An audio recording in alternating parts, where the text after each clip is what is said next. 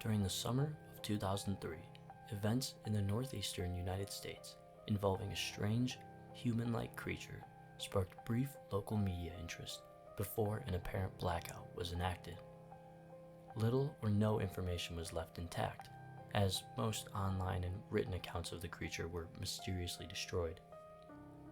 Primarily focused in rural New York State and once found in Idaho, self-proclaimed witnesses told stories of their encounters with a creature of unknown origin.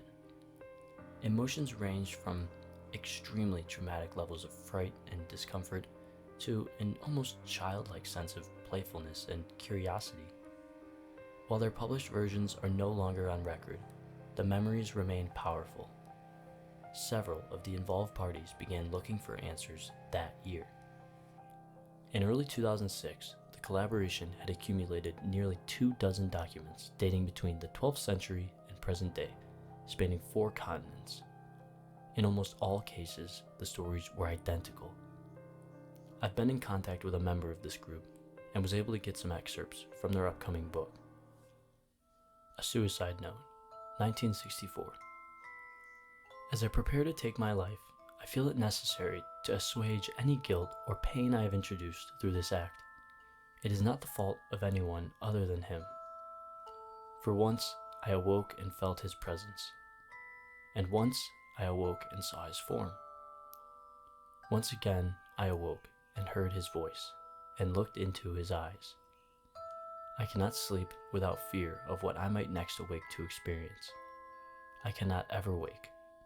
Goodbye. Found in the same wooden box were 2 empty envelopes addressed to William and Rose, and 1 loose personal letter with no envelope. Dearest Lenny, I have prayed for you. He spoke your name. A journal entry, translated from Spanish, 1880. I have experienced the greatest terror. I have experienced the greatest terror. I have experienced the greatest terror. I see his eyes when I close mine. They are hollow, black. They saw me and pierced me. His wet hand. I will not sleep. His voice. A Mariner's Log, 1691. He came to me in my sleep. From the foot of my bed, I felt a sensation. He took everything. We must return to England. We shall not come here again at the request of the Rake. From a Witness, 2006. 3 years ago, I had just returned from a trip to Niagara Falls with my family for the 4th of July. We were all very exhausted after a long day of driving, so my husband and I put the kids straight to bed and called it a night. At about 4 a.m., I woke up thinking my husband had gotten up to use the restroom. I used the moment to steal back the sheets, only to wake him in the process. I apologized and told him I thought he was out of bed. When he turned to face me, he gasped and pulled his feet up from the end of the bed so quickly his knee almost knocked me out of the bed. He then grabbed me and said nothing. After adjusting to the dark for a half second, I was able to see what caused the strange reaction. At the foot of the bed, sitting and facing away from us, was what appeared to be a naked man, or a large hairless dog of some sort. Its body position was disturbing and unnatural, as if it had been hit by a car or something. For some reason, I was not instantly frightened by it, but more concerned as to its condition. At this point, I was somewhat under the assumption that we were supposed to help him.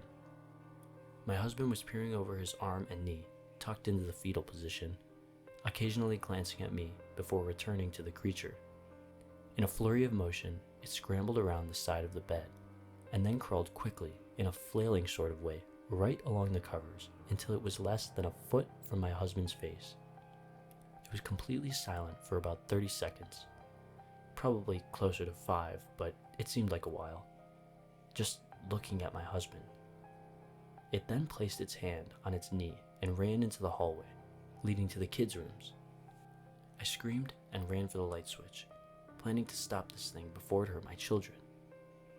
When I got to the hallway, the light from the bedroom was enough to see it crouching and hunched over about 20 feet away.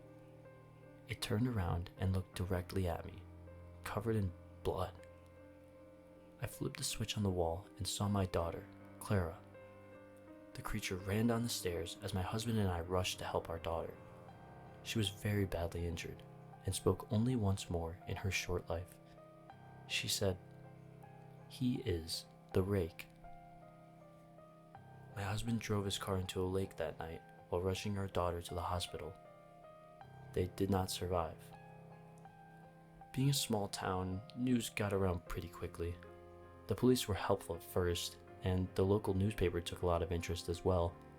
However, the story was never published, and the local television news never followed up either. For several months, my son Justin and I stayed in a hotel near my parents' house. After we decided to return home, I began looking for answers myself. I eventually located a man in the next town over who had a similar story. We got in contact and talked about our experiences. He knew of 2 other people in New York who had seen the creature we now referred to as the Rake. It took the 4 of us 2 solid years of hunting on the internet and writing letters to come up with a small collection of what we believe to be the accounts of the Rake. None of them gave any details, history, or follow-up. One journal had an entry involving the creature in its first 3 pages, then never mentioned it again. A ship's log explained nothing of the encounter, saying only that they were told to leave by the Rake. That was the last entry in the log. There were, however, many instances where the creature's visit was one of a series of visits with the same person. Multiple people also mentioned being spoken to, my daughter included. This led us to wonder if the Rake had visited any of us before our last encounter. I set up a digital recorder near my bed and left it running all night, every night, for 2 weeks.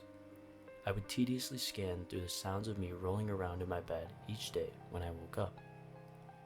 By the end of the 2nd week, I was quite used to the occasional sound of sleep while blurring through the recording at 8 times the normal speed. It still took almost an hour every day. On the first day of the 3rd week, I thought I heard something different. What I found was a shrill voice. It was the Rake. I can't listen to it long enough to even begin to transcribe it. I haven't let anyone listen to it yet. All I know is that I've heard it before, and now I believe that it spoke when it was sitting in front of my husband. I don't remember hearing anything at the time, but for some reason, the voice on the recorder immediately brings me back to that moment. The thoughts that must have gone through my daughter's head make me very upset. I have not seen the Rake since he ruined my life, but I know that he has been in my room while I slept.